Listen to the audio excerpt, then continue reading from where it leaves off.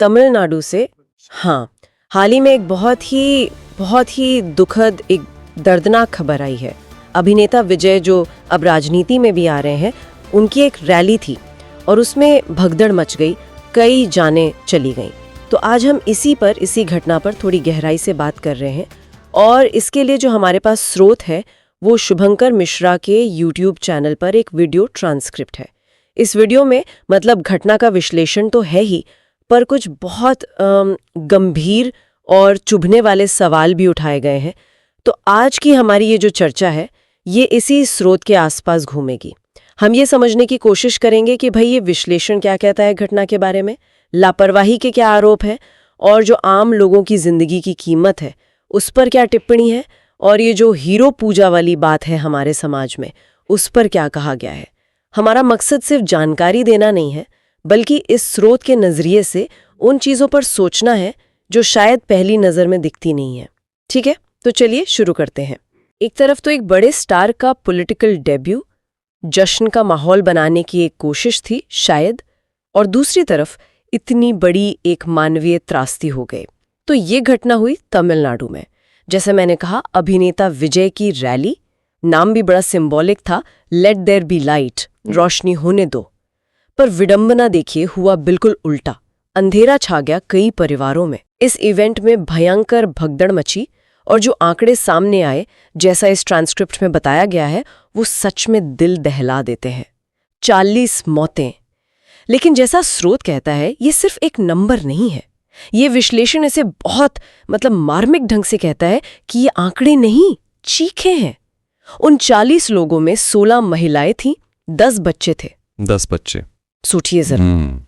स्रोत एक खास उदाहरण पर जोर देता है, एक 9 साल की बच्ची का। वो अपनी माँ की गोद से उतरी, शायद अपने हीरो को देखने के लिए भागी होगी, और उस भीड़ में, उस बेकाबू भीड़ में हमेशा के लिए खो गई।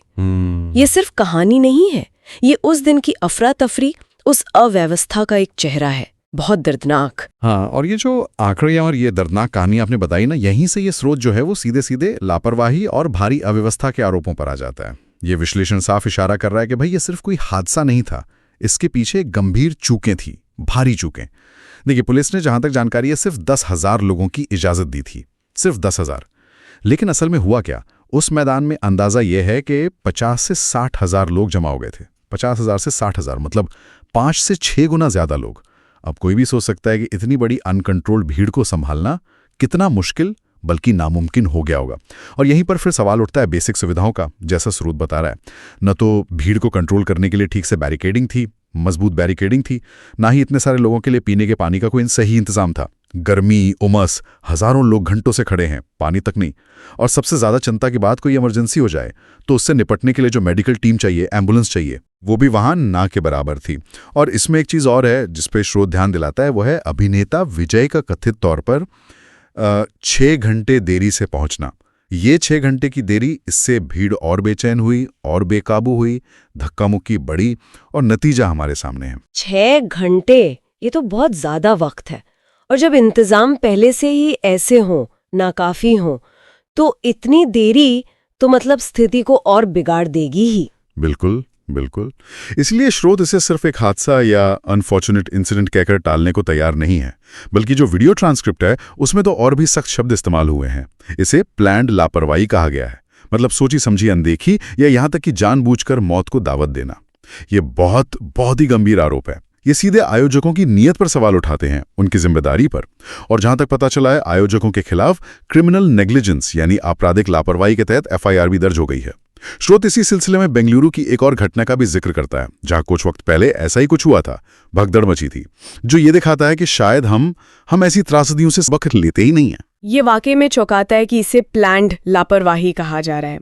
और यहीं पर, जैसा आप कह रहे हैं, मामला और पेचीदा हो जाता है जब स्रोत इस अकेली घटना को एक बड़े और ज्यादा तकलीफ देने वाले सामाजिक मुद्दे से जोड़ता है। टिप्पणीकार का जो मुख्य तर्क है, जो शायद सुनने में बहुत कड़वा लगे लेकिन अहम है, वो ये है कि हमारे देश में आम आदमी की जिंदगी की कोई खास कीमत नहीं समझी जाती है। ये बहुत बड़ा स्टेटमेंट है, लेकिन स्रोत इसे साबित करने के लिए कुछ उदाहरण देता है।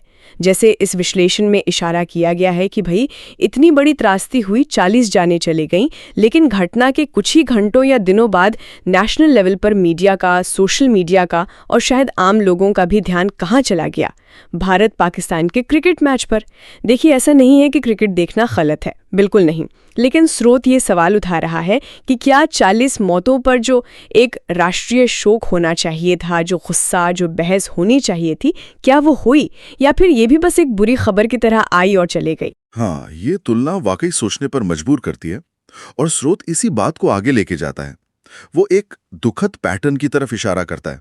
वो कहता है कि देखो, आम आदमी ही है जो कभी बाढ़ में बह जाता है, कभी लू में मर जाता है, कभी कड़ाके की ठंड में ठिठुरकर जान दे देता है, कभी कुंभ मेले जैसी धार्मिक भीड़ में भगदड़ हो जाती है, तो कभी रेलवे स्टेशन के पुल पर कुचल जाता है, कभी मोरबी जैसा पुल गिरता है तो आम लोग मरते हैं, और कभी ऐसी रैलियों में, चाहे वो राजनीतिक हो या फिल्मी सितारों की, उनकी जानें चली जाती हैं।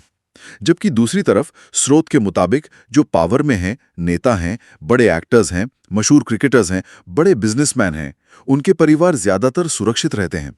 वो ऐसी असुरक्षित भीड़ का हिस्सा बनते ही नहीं है अमूमन। तो क्या ये मान लिया जाए कि आम आदमी की जान इतनी सस्ती है कि ऐसी घटनाएं होती रहेंगी, थोड़ा मुआवजा दे दिया जाएगा और फिर सब पहले जैसा चलने लगेगा? ये सवाल स्रोत बहुत जोर से उठाता है और समाज में जो एक उदासीनता है उस पर टिप्पणी करता है। और ये उदासीनता शायद उस हीरो पूजा वाली संस्कृति से भी जुड़ी है जिसका जिक्र स्रोत करता है। यहाँ बात और दिलचस्प हो जाती है। स्रोत इस पूरी त्रासदी को सिर्फ आयोजकों या प्रशासन की नाकामी तक ही नहीं रखता, बल्कि वो प्रशंसकों यानी फैंस की भूमिका पर भी सवाल खड़े करता है। बिल्कुल, स्रोत का विश्लेषण इस पहलू पर भी काफी गहरा है।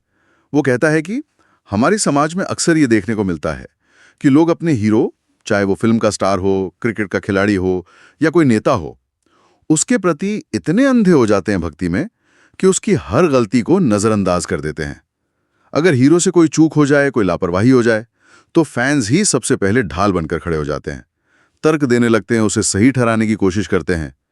इसी कॉन्टेक्स्ट में स्रोत सीधे अभिनेता विजय की जिम्मेदारी पर सवाल उठाता है। वो पूछता है कि भाई, आप इतने बड़े सुपरस्टार हैं, आपकी एक झलक के लिए हजारों लोग पागल हैं, तो क्या आपकी कोई नैतिक जिम्मेदारी नहीं बनती थी? जब आपको या आपकी टीम को पता चला होगा कि 10,000 की परमिशन वाली जगह पर 50-60 हजार लोग आ गए हैं, तो क्या आपको वहां जाना चाहिए था? क्या ये आपकी जिम्मेदारी नहीं थी कि भीड़ देखकर प्रोग्राम रद्द कर देते या पोस्टपोन कर देते, ताकि लोगों की जान खतरे में ना पड़े? वीडियो में यह सवाल है कि जब हालात बिगड़ रहे थे तो रैली रोकी क्यों नहीं गई?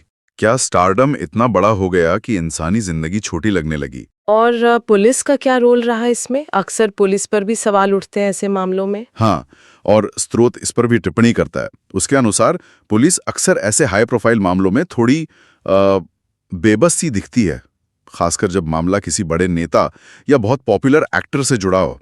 नियम कानून तो होते हैं, परमिशन शायद कम की ही दी जाती है, लेकिन जब हजारों की अनकंट्रोल्ड भीड़ जमा हो जाती है तो राजनीतिक या सामाजिक दबाव इतना होता है कि पुलिस के लिए भी सख्त एक्शन लेना मुश्किल हो जाता है। स्रोत का तर्क बहुत सीधा और कड़ा है। वो कहता है कि असली हीरो वो होता है जो जिंदगियां बचाता है, लोगों को मरवाता नहीं। ये एक बहुत बड़ी बात है जो सीधे सीधे उस हीरो पूजा की संस्कृति पर चोट करती है, जहां हीरो की इमेज उसकी जिम्मेदारियों से कहीं ज्यादा बड़ी हो जाती है। इस दर्दनाक घटना के बाद, जैसा कि अक्सर होता ही है, मुआवजे का भी ऐलान हुआ। खबरें आईं कि राज्य सरकार की तरफ से और खुद अभिनेता विजय की तरफ से भी मृतकों के परिवारों को आर्थिक मदद दी जाएगी। कहीं 2 लाख, कहीं शायद 20 लाख की बात आई। लेकिन स्रोत इस मुआवजे के ऐलान पर भी बहुत तीखी प्रतिक्रिया देता है। वीडियो ट्रांसक्रिप्ट में इस मुआवजे को मौत का लॉलीपॉप कहा गया है या फिर जिंदगियों की खरीदारी। ये शब्द बहुत सख्त है, शायद कठोर लगे, लेकिन इसके पीछे का जो तर्क है वो समझने वाला है। स्रोत ये सवाल उठाता है कि भाई, जिस एक्टर की नेटवर्थ कथित तौर पे अरबों में है, जिसकी एक एक फिल्म सैकड़ों करोड़ कमाती है, उसके प्रोग्राम में हुई लापरवाही से जो जाने गईं, क्या उनकी कीमत बस कुछ लाख रुपए हो सकती है? क्या पैसे से उस 9 साल की बच्ची की मां का दुख कम हो जाएगा, या उन सभी परिवारों का दर्द भर जाएगा जिन्होंने अपनों को खो दिया? ये मुआवजा एक फौरी मदद हो सकती है, बिल्कुल, लेकिन स्रोत इसे न्याय नहीं मानता, बल्कि वो इसे मामले को रफा दफा करने का एक तरीका ज्यादा समझता है। और यहीं पर वो शक भी जाहिर करता है कि क्या इस मामले में आयोजकों को या अभिनेता को कोई असल सजा मिलेगी, क्या जिम्मेदारी तय होगी, या फिर जैसा भारत में अक्सर होता है ऐसे मामलों में जांच धीमी पड़ जाएगी, मामला मीडिया से हटेगा और धीरे धीरे लोग भूल जाएंगे। स्रोत उन पीड़ित परिवारों के गहरे दर्द का भी जिक्र करता है जिसके सामने मुआवजा कुछ भी नहीं है। जैसे उस पिता की कहानी जिसने अपनी 9 साल की बेटी को खो दिया। बताया गया कि वो पिता इतने सदमे में था कि बच्ची के शव का पोस्टमार्टम तक करवाने से मना कर रहा था। कह रहा था कि अब चीरफाड़ से उसे और तकलीफ होगी। सोचा जा सकता है उस बाप पर क्या बीत रही होगी। क्या कोई रकम उसके इस दर्द का अंदाजा लगा सकती है? स्रोत के मुताबिक ये मुआवजा बस एक दिखावा है। असली सवाल जवाबदेही का है, न्याय का है, जो शायद कभी मिले ही ना। ये सुनकर वाकई बहुत दुख होता है, और मुआवजे को मौत का लॉलीपॉप कहना ये दिखाता है कि स्रोत इस पूरे सिस्टम को लेकर कितना निराश है, कितना गुस्से में है। बिल्कुल। और अगर हम इसे थोड़ा और बड़े पर्सपेक्टिव से देखें तो स्रोत का जो आखिरी संदेश है, जो निचोड़ है, वो बहुत अहम है। वो एक तरह से ये कह रहा है कि ऐसी त्रासदियों के लिए सिर्फ नेता, अभिनेता या प्रशासन ही जिम्मेदार नहीं है, बल्कि कहीं ना कहीं आम लोग भी खुद जिम्मेदार बन जाते हैं। वो खुद अपने दुश्मन बन जाते हैं। कैसे? क्योंकि वो सही वक्त पर सही सवाल नहीं पूछते। वो अपने पसंदीदा हीरो या नेता की भक्ति में इतने डूब जाते हैं कि उनकी तरफ से होने वाली गंभीर से गंभीर लापरवाही को भी नज़रअंदाज कर देते हैं। इसलिए स्रोत सीधे तौर पर आम लोगों से, खासकर फैन से अपील करता है। वो कहता है, भाई आप बेशक फैन बने, किसी को पसंद करें, उसमें कोई बुराई नहीं है, लेकिन खुद को या अपनी जान को उस पर कुर्बान मत करें। अगली बार जब आप किसी ऐसी बड़ी रैली में जाएं, किसी जलसे में जाएं, तो वहां पहुंचकर सिर्फ नारे मत लगाइए या हीरो की झलक पाने के लिए धक्का मुक्की मत कीजिए। पहले पूछिए, देखिए कि आपकी सुरक्षा के लिए क्या इंतजाम है। पीने का पानी है, इमरजेंसी एग्जिट साफ है, मेडिकल मदद है। अपनी जान की कीमत समझिए। ये एक बहुत जरूरी चेतावनी है, क्योंकि जैसा कहा गया है ये किसी के भी साथ हो सकता है। मतलब हम में से कोई भी हो सकता है उस भीड़ में। हाँ, स्रोत यही चेतावनी दे रहा है कि यह हादसा आपके या मेरे, किसी के भी परिवार के साथ हो सकता है। इसलिए जब भी कहीं लापरवाही दिखे, चाहे वो कितनी भी छोटी क्यों ना लगे, उस पर सवाल उठाना जरूरी है।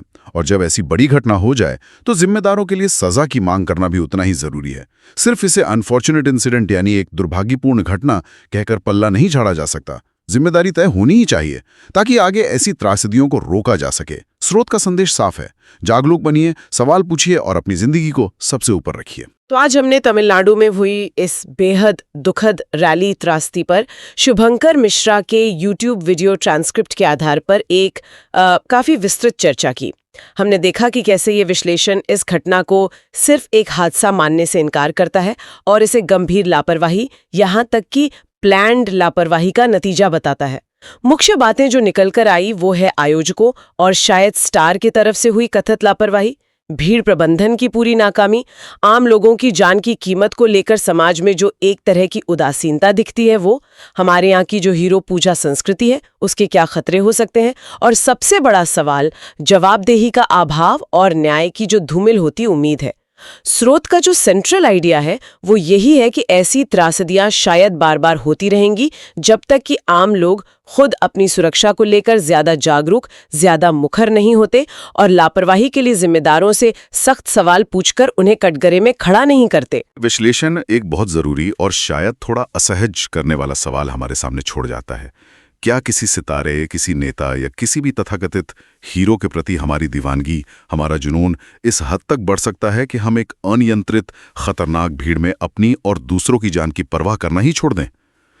ये एक ऐसा सवाल है जिस पर हम सबको, और खासकर उन लोगों को जो अक्सर ऐसी रैलियों, जलसों या बड़े आयोजनों का हिस्सा बनते हैं, उन्हें गंभीरता से सोचने की जरूरत है। अगली बार जब ऐसी किसी भीड़ भरी जगह पर जाने का मौका आए तो क्या सुरक्षा के इंतजामों पर ध्यान दिया जाएगा? क्या अपनी और अपने आसपास के लोगों की सुरक्षा को प्राथमिकता दी जाएगी, या फिर वो जुनून, वो दीवानगी, वो एक झलक पाने की चाहत ही सब पर हावी रहेगी? इस पर गहराई से विचार करना होगा, क्योंकि जैसा कि स्रोत ने अंत में चेतावनी दी है, अगला नंबर किसी का भी हो सकता है।